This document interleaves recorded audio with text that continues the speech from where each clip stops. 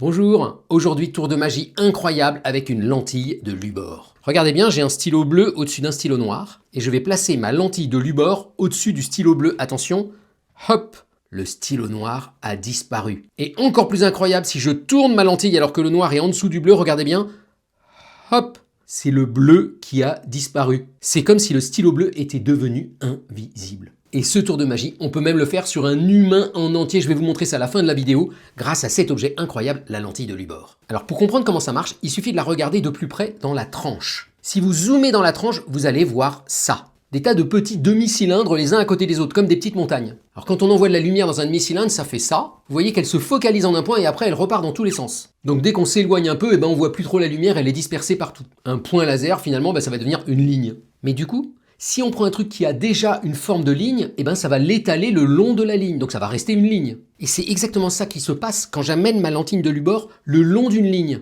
En fait, ça vous montre pas vraiment seulement ce qu'il y a en dessous, ça vous étale et ça vous prolonge la ligne qu'il y a en dessous. Par exemple, je vais plus voir la marque là, regardez. Hop, ça devient flou, elle est étalée. Mais si je fais ça en tournant de 90 degrés, là je suis plus le long de la ligne, donc ça va s'étaler dans tous les sens. Donc quand je regarde avec ma lentille de Lubor, le stylo bleu il a disparu. En fait, il s'est complètement étalé dans une tache bleue diffuse. Par contre, le stylo noir, lui, maintenant, il est dans le bon axe, et donc la ligne s'étale sur elle-même, je continue à la voir. Et je la vois même à l'endroit du stylo bleu, alors que le stylo noir il est en dessous, parce que la ligne, vous voyez, elle déborde dans tous les sens. Donc les images de la ligne font se recouvrent et passent au-dessus du bleu.